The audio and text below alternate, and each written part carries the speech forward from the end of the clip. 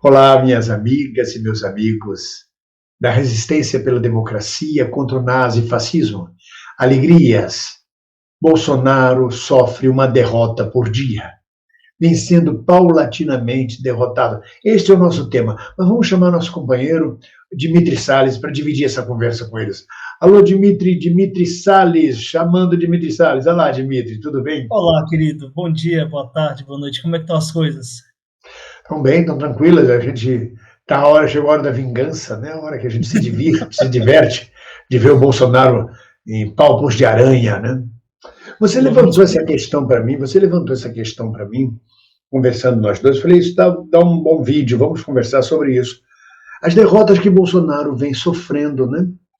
Agora Pois mesmo, é. até o Temer, uma mesa de machista, só tinha homem em volta da mesa, no vídeo que eu vi, homens na faixa de 60 anos, uns 20 homens rindo de Bolsonaro. Vamos enumerar, vamos começar a dar a palavra a você. A primeira derrota dele foi 7 de setembro, né? A primeira grande derrota, né? O fiasco foi o golpe, né, Dimitri? Vamos lá. Vamos lá. Bolsonaro tem acumulado derrotas desde o 7 de setembro. A primeira delas, como você bem disse, foi o 7 de setembro. A manifestação de Brasília foi muito aquém do que desejava e do empenho que Bolsonaro teve para poder levar uma grande multidão, uma grande massa para as ruas da capital federal. Não foram poucas as pessoas, de fato, mas não era suficiente para garantir o seu intento golpista. O fato é que Bolsonaro já sai de Brasília com um gosto amargo na boca. Ainda que em São Paulo ele tenha tido uma movimentação muito maior, São Paulo propicia, até porque Brasília são ruas muito largas, a Avenida Paulista não é tão larga assim, mas o fato é que ele não conseguiu o que ele queria, que era de fato bloquear o país, talvez um episódio que permitisse a ele decretar o estado de sítio, utilizando a lei da segurança e da ordem, enfim, de alguma maneira ele poder ter alguma intervenção mais direta no poder, abrindo um espaço para um golpe efetivo.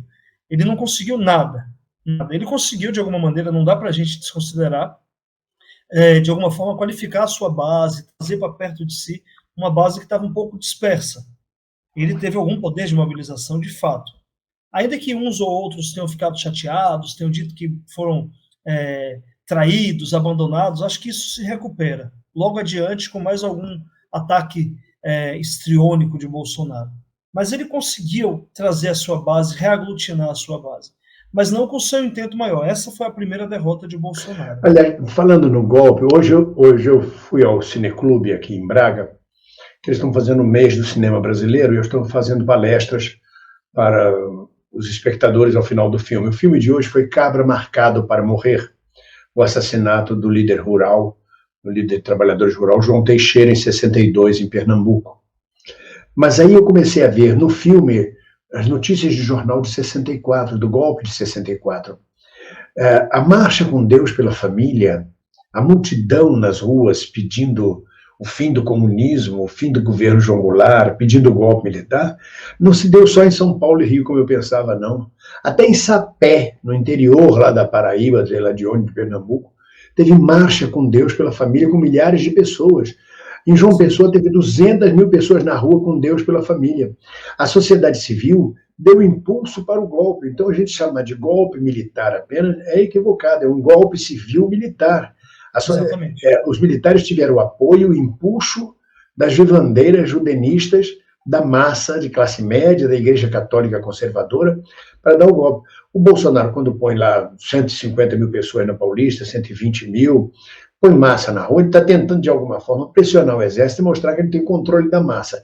E não tem. A prova disso foi o descontrole no dia seguinte, com a invasão do Ministério da Saúde, do Ministério das Relações Exteriores, com pancadaria, uma massa descontrolada, porque o Bolsonaro é um agitador. Ele não é um líder de massa, ele é um agitador. Depois que ele agita, ele não sabe liderar a massa. Mas e a segunda derrota, Dimitri? Há outras derrotas? Então, bem-vindo. Só para fechar essa primeira derrota, tem um fator interessante. Eu acho que o Bolsonaro ainda insistiu depois do dia 7. E a evidência disso é a tentativa de fazer o lockout com os caminhoneiros parando o país. A impressão que eu tenho é que alguma força muito poderosa ali, esse mercado, impôs ao Bolsonaro um recuo. Não foi a carta do Temer que o fez recuar, mas não dava para você travar o país que já está muito fragilizada economicamente, não dava para você travar com blackout de caminhoneiros, lockout de caminhoneiros. Então, isso aí talvez ele tenha sido obrigado a recuar muito fortemente. E aí veio a segunda derrota, que eu acho que dá para colocar... Sim, porque blackout de caminhoneiro é para derrubar governo, não é para apoiar governo. Quer dizer, ele ia ferrar com a economia brasileira mais ainda. Ele Exatamente. faz um áudio pedindo para os caminhoneiros recuarem, aí causa um mal-estar, um abandono, o Zé Trovão fica pau da vida, depois faz um vídeo pedindo desculpas a ele. Está todo mundo em polvorosa. A base bolsonarista, neste momento, está mais perdida do que o ato do PCdoB indo à manifestação do MBL. Pois é, mas essa base se reaglutina, a gente não pode subestimar, ela se reaglutina, é muito fácil esquecer a chateação do dia 7, já passou, ainda mais se consolidar o momento que hoje a gente está vivendo, que é a polarização entre Bolsonaro e Lula. A tendência é que a base volte de forma muito aguerrida e violenta para o processo político eleitoral. A outra derrota é a necessidade que ele teve de buscar o Temer para fazer uma cartinha, o Temer, tão dado a cartas, né, para poder tentar dar um recado, que não foi nem tanto para a sua base, nem tanto para a sociedade. Foi um recado principalmente para o Congresso. Eu acho que o ponto que vai impulsionar Bolsonaro naquele momento é a decisão do PSDB em anunciar apoio ao impeachment. Ali o Bolsonaro deve ter sentido que ele correu risco. E ele, então, convoca o Temer, que é uma figura central do Centrão, que é uma figura que goza de prestígio no Centrão, para ele poder, de alguma maneira, contribuir, não com a elaboração da carta em si, mas no diálogo com essa base que poderia se desprender, se desgarrar naquele momento de crise, caminhoneiro fechando estrada, fiasco do 7 de setembro, que não foi tão fiasco, mas não foi aquilo que se esperava. Então, a saída do Bolsonaro é buscar apoio numa figura que tem influência no Centrão, mas que, sob o ponto de vista da macropolítica, é uma figura isolada. O Michel Temer não tem liderados, o Michel Temer não tem uma base política, social. O Fernando Henrique tem. O Fernando Henrique, quando dialoga com os setores mais à direita, centro-direita, quando dialoga com o mercado, quando dialoga com a base do PSDB, ainda é muito respeitado. O Lula nem se diz. O Lula pode ser eleito o nosso próximo presidente da República. O Lula já conseguiu, aliás, a 19ª vitória contra os processos que se instalou nessa coisa chamada de lawfare. O Lula avança muito fortemente para garantir vitórias no âmbito judicial, o que o potencializa para o âmbito político. A Dilma também tem a sua base ligada ao PT, há uma memória afetiva com a figura da Dilma.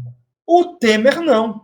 Então o Bolsonaro, quando se socorre a ele, ao mesmo tempo que ele se junta a um ex-presidente que não tem base política, ele se joga cada vez mais nos braços do Centrão. Cada vez mais ele é refém do Centrão. E isso é uma derrota para o Bolsonaro. Ele não vai termina com uma mesa de gargalhada, com ele virando piada numa mesa de machistas, porque só tinha homem em volta daquela mesa, tinha uns 20 ou mais homens no jantar, e o Temer gargalhando e todos rindo da imitação feita pelo menino sobre o Bolsonaro. Pois é, aliás, parece uma peça de teatro, né, Bem-vindo? Talvez você consiga lembrar aí alguma peça que lembre isso. Depois que a coisa fica apaziguada, os homens brancos poderosos do mercado, né, da política, o Kassab estava lá também, se eu não estou enganado, gargalho. Tem uma peça chamada A Ceia dos Cardeais, onde os cardeais todos sentam em volta da mesa e traçam os rumos da igreja, Deus sabe como. E a terceira derrota, tem outra derrota? Né? Gargalho do ridículo que é o Bolsonaro. Tem outra derrota? Tem mais derrota ainda? Tem mais uma derrota para a conta do Bolsonaro. A derrota se deu no dia de ontem, com 2 decisões importantes. A ministra Rosa Weber proferiu uma liminar, suspendendo a medida provisória das fake news, atendendo 7 pedidos, 7 ações judiciais, movidas por partidos políticos e pela Ordem dos Advogados do Brasil, para suspender a medida provisória das fake news, ou seja, o Bolsonaro editou uma medida provisória que não tinha relevância nem urgência para poder impedir que os sites que divulgam fake news possam ser suspensos, etc. Isso foi ontem ou anteontem? Isso foi ontem. A Rosa Weber acho que foi ontem. Mas também no dia de ontem, O Rodrigo Pacheco devolveu ao Palácio do Planalto a MP. Isso é um gesto jurídico e simbólico. É um gesto de que ele diz ao presidente da República que não acolhe a medida provisória. Há um controle jurídico deste ato, que é também um controle político, que não há nenhuma ilegalidade nisso. É um ato dentro do arranjo institucional. E o Rodrigo Pacheco devolve a medida provisória para o Palácio do Planalto, tirando dela a sua eficácia jurídica, a sua potencialidade de vigorar no mundo jurídico. Ou seja, o Bolsonaro perde tanto no âmbito do Poder Judiciário quanto no âmbito do Poder Legislativo. Ele tem uma derrota dupla com relação a essa medida provisória. E aí há que se analisar que o Bolsonaro possivelmente sabia que ele teria aí uma derrota, pelo menos no âmbito do Supremo Tribunal Federal. O que talvez ele não estivesse calculando era uma derrota política junto ao Poder Legislativo, o que o torna mais enfraquecido ainda. Eu não me lembro, sinceramente, eu posso estar equivocado, nos governos Lula, Dilma e Fernando Henrique, o Senado Federal devolvendo alguma medida provisória. Eu me lembro do Senado, do Congresso, rejeitar a medida provisória ou deixar passar o prazo e ela perder a sua validade.